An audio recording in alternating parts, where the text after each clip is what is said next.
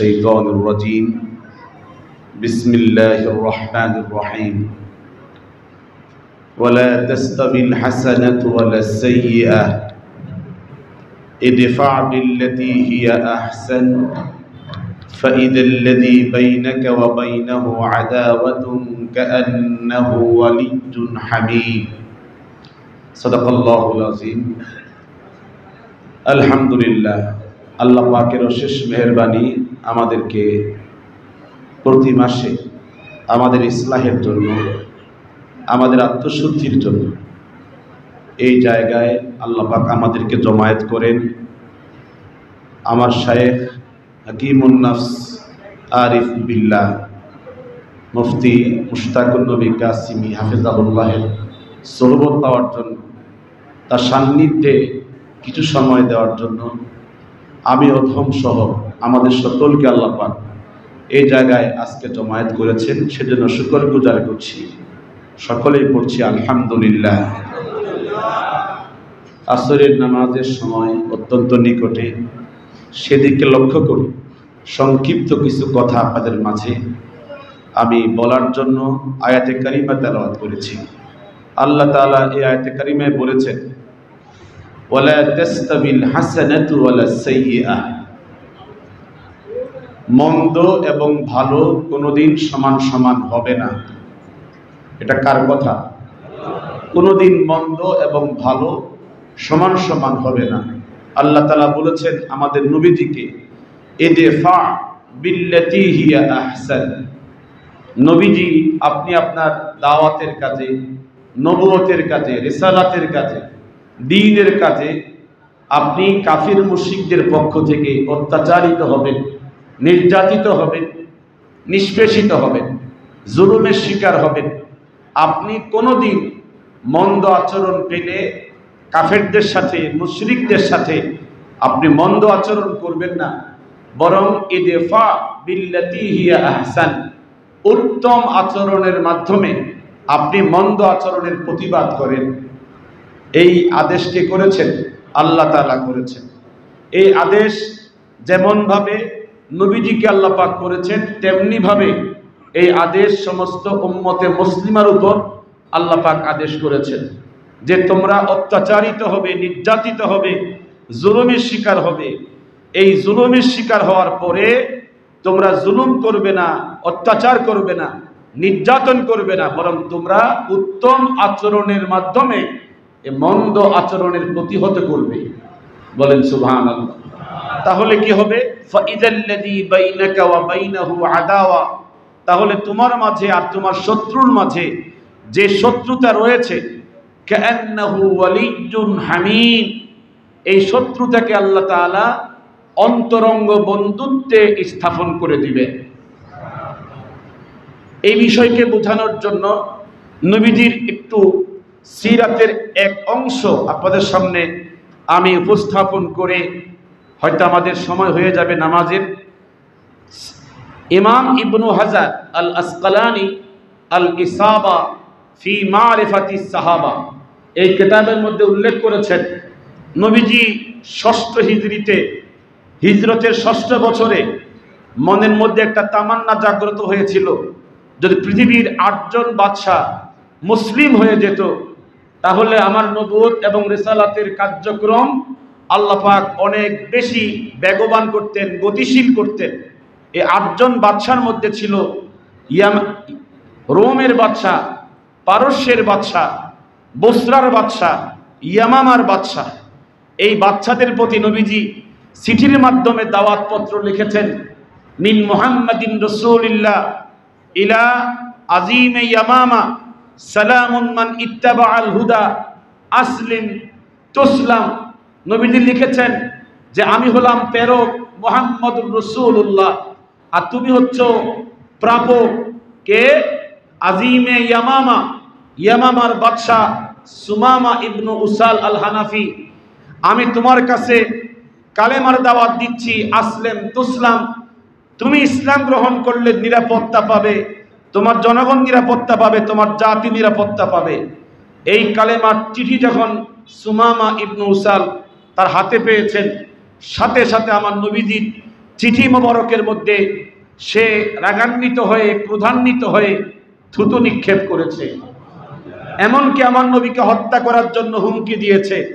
সাহাবায়ে কেরাম তারা মর্মাহত হয়ে মদিনাতে আসলেন, নবীজির কাছে বললেন, হুজুর, সুমামা আপনার কালেমা তো গ্রহণ করেই নাই, বরং আপনার চিঠির সাথে খুব তুচ্ছ তাচ্ছিল্যপূর্ণ আচরণ করেছে, এমনকি আপনাকে হত্যার হুমকি দিয়েছে। হুজুর তখন কপালেও ভাঁজ পড়ে নাই, সামান্য চেহারাও ফ্যাকাশে হয় নাই। হুজুর তখন বলেছেন, দিন প্রচারে অত্যাচারিত হতেই হবে, দাওয়াতের কাজে অনেক নির্যাতন সহ্য করতেই হবে। আমার দাওয়াত সে গ্রহণ করে নাই, যে আচরণ সে করেছে এটাই স্বাভাবিক। যারা কাফির মুশরিক ইমানদারদের সাথে এরকম আচরণ করবে তাই স্বাভাবিক। তোমরা কোনো মনক্ষুণ্ণ হইও না, বরং তোমরা আল্লাহর নিকটে বলো আল্লাহ পাক যেন সুমামাকে হেদায়েত নসিব করে। বলেন সুবহানাল্লাহ। ইদফা বিল্লাতি হিয়া আহসান। আমার নবীজি কোরআন কারীমের এই আয়াত কেমন প্র্যাকটিক্যাল, বাস্তবে আমাদেরকে দেখিয়েছেন। তিনি এত বড় অত্যাচারিত হওয়ার পরে, এত লাঞ্ছিত হওয়ার পরে, এত অপমানিত হওয়ার পরে নবীজি তার অবস্থান থেকে বলেন নাই, সেও ইয়ামামার বাদশা, আমিও মদিনার বাদশা, দেখবো সে আমার কতটুকু ক্ষতি করতে পারে। এমন জবাব না দিয়ে নবীজি বলেছেন, তোমরা তার জন্য দোয়া করো, আল্লাহ পাক যেন তাকে হেদায়েত নসিব করে।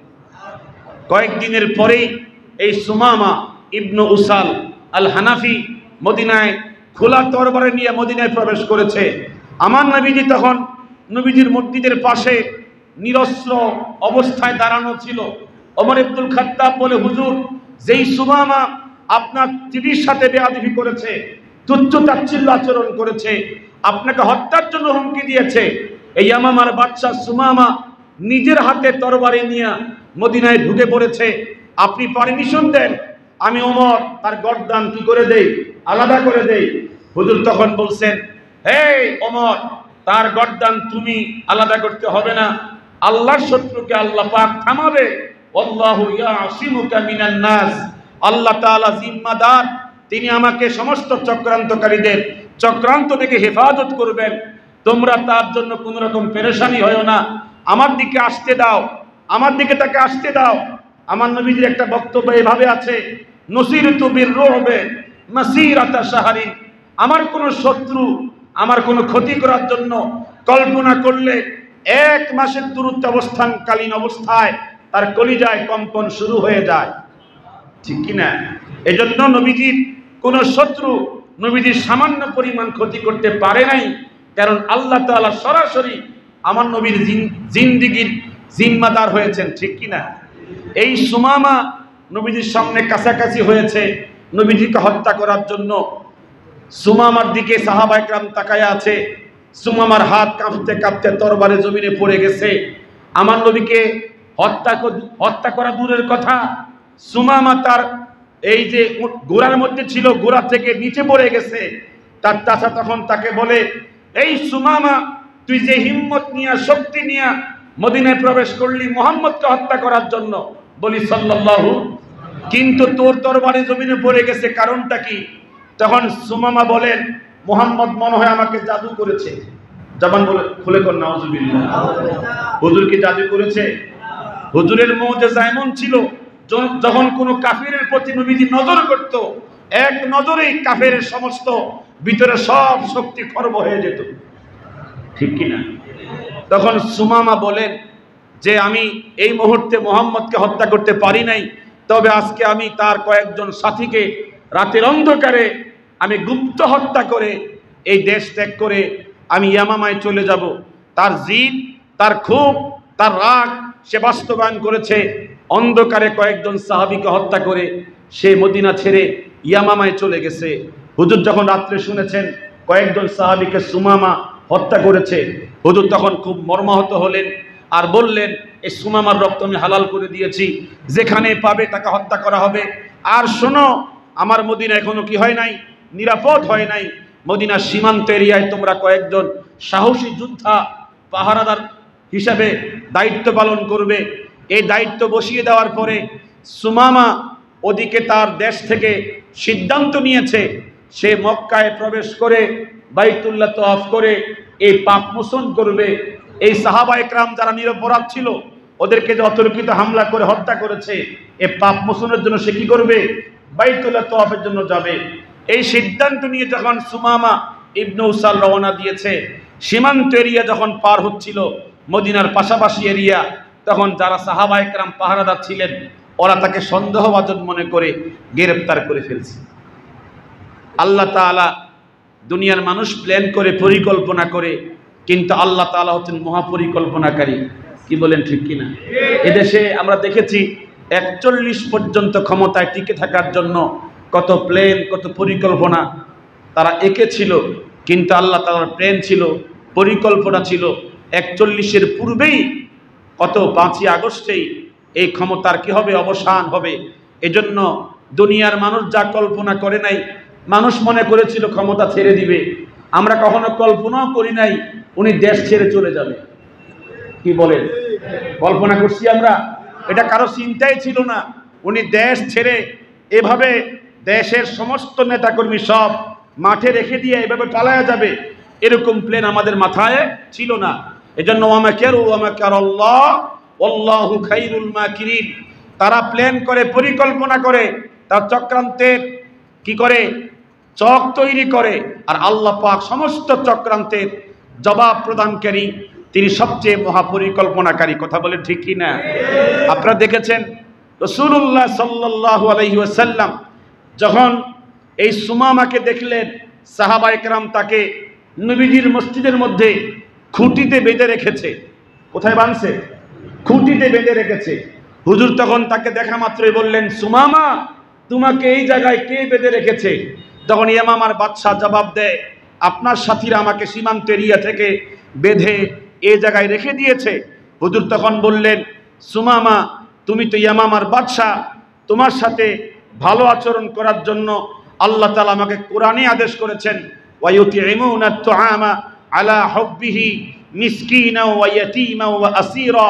আল্লাহ পাক বলেছেন, মুসলমানদের স্বভাব চরিত্র হলো ওরা ইয়তীম, ওরা মিসকিন, ওরা বন্দী, ওরা কয়েদি, ওদেরকে কি করে? আল্লাহর মুহাব্বতে খাওয়ায়। অতএব তোমার জন্য ভালো আচরণ করা, ভালো খানা পিনার ব্যবস্থাপনা করা, এটা কার আদেশ? বলেন না, কার আদেশ? হুজুর ফজর নামাজের পরে এই সুমামার জন্য ভালো ভালো খাবার নিয়ে আসলেন, আর নিজেই ঘোষণা করেছেন, আজকে থেকে আমার উটনির দুধ আমি পান করব না, তোমরা এই সুমামার জন্য আমার উটনির দুধ সকাল সন্ধ্যায় দহন করবে। এই সুমামার জন্য আমার উটনির দুধ কি করবে? প্রত্যেক সকালে আর সন্ধ্যায় নিয়ে আসবে। এই আচরণ দেখানোর পরে হুজুর বললেন, সাহাবায়ে কেরাম, সুমামা আমার চিঠির মধ্যে থুতু নিক্ষেপ করেছে, আমার কয়েকজন সাহাবীকে হত্যা করেছে, এমনকি সুমামা আমাকে হত্যা করার জন্য মদিনায় প্রবেশ করেছে। তোমরা এই প্রতিশোধ নেওয়ার জন্য কোনো সাহাবী তার সাথে কোনো খারাপ কথা, কোনো খারাপ আচরণ, মন্দ কথা তার সাথে আচরণ করবে না। কারণ আল্লাহ পাক বলেছেন, ইদফা বিল্লাতি হিয়া আহসান, অত্যাচারিত হলে, নির্যাতিত হলে, মন্দ আচরণের শিকার হলে তোমরা অত্যাচার দিয়ে, মন্দ আচরণ দিয়ে, এই অত্যাচার, নির্যাতন, মন্দ আচরণের জবাব দিও না, বরং উত্তম আচরণ দিয়ে মন্দ আচরণ ঠেকাও। এই আদেশটা কার? এই সাহাবায়ে কেরাম, তোমরা এভাবে আমল করবে। এই সিদ্ধান্তের পরে সুমামা বলেন, মাত্র 2 দিন ছিলাম মদিনাতে, 2 দিন থেকেছি, একজন সাহাবী আমার সাথে কোনো খারাপ মন্দ আচরণ করে নাই। মুহাম্মদ যা বলেছে 100 তা বাস্তবায়ন করেছে। মুহাম্মদ আরবি আমার কাছে এই 2 দিন একবারের জন্য আসে নাই, আমি একবারও তার চেহারাও দেখি নাই। দূর থেকে দেখি, নামাজে যায়, কাতারে একত্রিত হয়, আবার নামাজ শেষ করে চলে যায়। আমি এর ভিতরে 2 দিনের ভিতরে আমার এমন পরিবর্তন হয়েছে। আল ইসাবা গ্রন্থে এভাবে এসেছে, মা মিন ওয়াজহিন আবগাদু ইলাইয়া মিন ওয়াজহি মুহাম্মদ। এই সুমামা বলেন, আল্লাহর কসম, আমার দিলে সবচেয়ে নিকৃষ্ট, সবচেয়ে ঘৃণিত যেই চেহারা ছিল, সেই চেহারা ছিল মুহাম্মদের চেহারা। আর আল্লাহর কসম, এই 2 দিনের পরে আমার দিলে এমন পরিবর্তন হয়েছে, ওয়াল্লাহি মা মিন ওয়াজহিন আহাব্বু ইলাইয়া মিন ওয়াজহি মুহাম্মদ।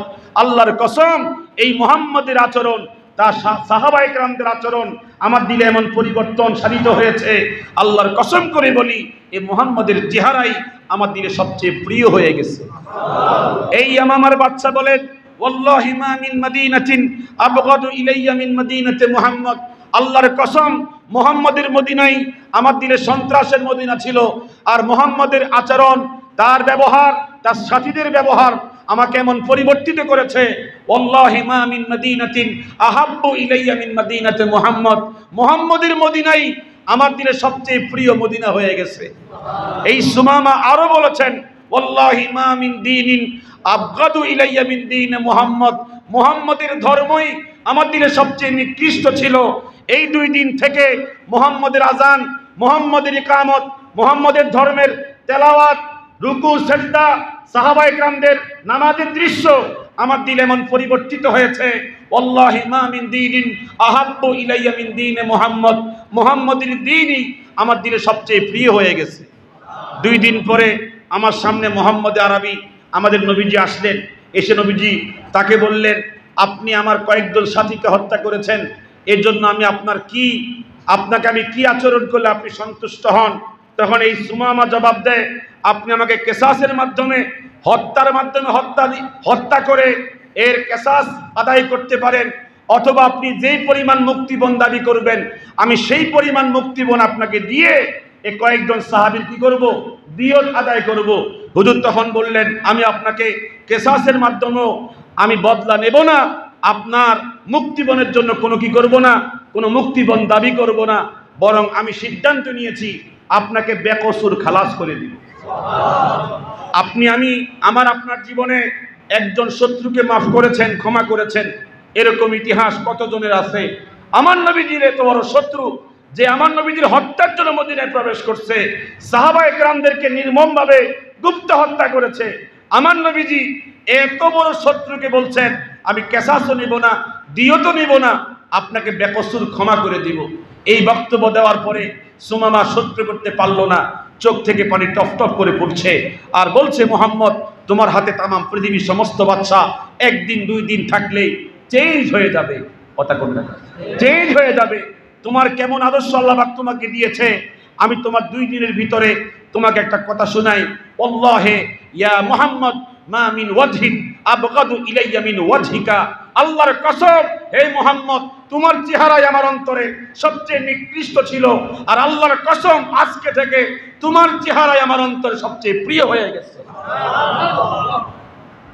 এরপরে বলেছে, হে মুহাম্মদ, ওয়াল্লাহি মা মিন মাদিনাতিন আবগাদু ইলাইয়া মিন মাদিনাতিকা, আপনার মদিনা থেকে আর কোন শহরই আমার নিকটে এত ঘৃণিত ছিল না, নিকৃষ্ট ছিল না। আল্লাহর কসম করে বলছি, এই 2 দিনে মদিনার মানুষদের আচরণ দেখে আমার দিলে এমন পরিবর্তিত হয়েছে। ওয়াল্লাহি মা মিন মাদিনাতিন আহাব্বু ইলাইয়া মিন মাদিনাতিকা, আপনার মদিনাই আমার দিলে সবচেয়ে প্রিয় হয়ে গেছে। এখন তিনি বলছেন, আমি আপনার কালেমা গ্রহণ করতে চাই। হুজুর তখন বলছেন, ওমর, তাকে গোসল করায় নিয়ে আসো। তিনি বাকি নামক জায়গায় জান্নাতে গোসল করে আমার নবীর সামনে দাঁড়ায় বলছেন, আশহাদু আল্লা ইলাহা ইল্লাল্লাহ ওয়া আশহাদু আন্না মুহাম্মাদান আবদুহু ওয়া রাসূলুহু। বলেন তো, আমার নবীজি যদি উত্তম আচরণ না করে তার সাথে যেরকম সে আচরণ করেছে, আমার নবীও সেরকম আচরণ করত, ইসলাম গ্রহণ করত? কথা বলেন, করত? করে নাই। তখন নবীজির কাছে বলেছেন, হুজুর আমাকে পারমিশন দেন, অনুমতি দেন, আমি তো উমরা করতে পারি নাই, বাইতুল্লাহ তওয়াফ করতে পারি নাই, আমাকে একটু অনুমতি দিলে আমি বাইতুল্লাহ তওয়াফ করতে যেতে পারি। হুজুর তখন তাকে অনুমতি দিয়েছেন। তখন তিনি এই একমাত্র ব্যক্তি যিনি বাইতুল্লাহ ঢোকার আগে লাব্বাইক আল্লাহুম্মা লাব্বাইক লা শারীকা লাকা লাব্বাইক, এই প্রথম একজন মুসলিম তিনি প্রথমত তালবিয়া পাঠ করে করে বাইতুল্লাহ প্রবেশ করেছেন। যখন হযরত সুমামা ইবনে উসাল আল হানাফি যখন লাব্বাইক আল্লাহুম্মা লাব্বাইক লা শারীকা লাকা লাব্বাইক এই তালবিয়া পাঠ করতে করতে বাইতুল্লাহ প্রবেশ করছিলেন, আবু সুফিয়ান, আবু মাসউদ আস-সাকাফি বড় বড় নেতারা বলছে, কি সুমামা, তুমি বিধর্মী হয়ে গিয়েছো? তুমি কি ধর্ম ত্যাগ করে দিয়েছো? বাপদাদা ধর্ম তুমি ছেড়ে দিয়েছো? তুমি কি মুহাম্মদের ধর্ম গ্রহণ করেছো? তখন সুমামা জবাব দেয়, আমি জেনে শুনে মুহাম্মদের সোহবতে 2 দিনের মধ্যে সব পরিবর্তন আমার হয়ে গেছে, তোরাও তার সোহবতে গেলে তোরাও পরিবর্তন হয়ে যাবে। আপনারা জানেন, আমি এখানে 3 দিন 3 বয়ানে 21 বছরের সব ছেড়ে দিতে হয়েছে। কয় দিনের? 3 দিনের 3টা বয়ানে আমার শায়েখ আরিফ বিল্লাহ আল্লামা মুফতি মুশতাক নবী কাসিম হুজুরের তিনটা বয়ানে আমি যে পরিমাণ বসে বসে কেঁদেছি, আমি অন্য কোনো হুজুরের বয়ানে এত কাঁদিনি। এটা আমার নিজের অনুভূতি বলছি। আমি আপনার 29শে অক্টোবর আমি কেঁদেছিলাম আপনার এই মুরাদনগরের বয়ানে। হুজুর বয়ান করেছিল, আমি হুজুরের পাশে বসে বসে বয়ান শুনেছি। 26শে অক্টোবর এখানে বয়ান শুনেছি, 26শে অক্টোবর। এরপর আরেকটা বয়ান শুনেছি, টাইমটা এখন মনে পড়তেছে না। এই 3টা বয়ানে আমি সিদ্ধান্ত নিয়েছি, যার সোহবতে গেলে দুনিয়া পাল্টে যায়, যার সোহবতে গেলে আখিরাত পাল্টে যায়, এমন ব্যক্তির সোহবতের খুব প্রয়োজন। এই জন্য আমি সিদ্ধান্ত নিতে হয়েছে। আমি আপনাদের এই এত বড় আমি বিপদের মধ্যে পড়েছি, এত বিপদের মধ্যে পড়েও আমি অন্তরের থেকে তৃপ্তি লাভ করতে পারছি যে আমি একজন মানুষ পেয়েছি, আমি একজন মানুষ পেয়েছি, আমি একজন রাহবার পেয়েছি। আমার কি হারিয়েছে, কি চলে গেছে, এটা আমার দেখার বিষয় না। আমি আমার জীবনের একজন পথ প্রদর্শক পেয়েছি। আমার জন্য দোয়া করবেন, আল্লাহ পাক যেন আমাদের সকলকে ইস্তেকামতের উপর থাকার তৌফিক দেন, হুজুরের সোহবতে আসার তৌফিক দেন। আমি এখানে অনেকক্ষণ দেখতেছি, কই ঝিনাইদহ, কই আপনার কোন বাংলাদেশের এই প্রান্ত থেকে সেই প্রান্ত পর্যন্ত, সারা বাংলাদেশের বিভিন্ন জায়গা থেকে এই জায়গায় কেন ছুটে আছে? একমাত্র নিজের দিলের পরিবর্তনের জন্য ছুটে আসে। আমার মনে হয় দুনিয়ার কোনো স্বার্থ এখানে আছে? কথা কোন না আছে? কোনো স্বার্থ নাই। আমাদের গোপনে গোপনে ওই জগতের অনেক ছেলেরা এখানে আসতে যাচ্ছে, বলছি তোমরা এখানে আসো, এখানে শান্তি। কথা কোন না? আমি যেখানে শান্তি পেয়েছি, তোমরা এখানে আসো, এখানেই শান্তি। আল্লাহ পাক আমাদের সকলকে দ্বীনের পথে আরো মজবুতি, আরো শক্তিশালী হওয়ার তৌফিক দান করেন। সবাই জবান খুলে বলি আমিন। আমি দোয়া চাই এখানে শেষ।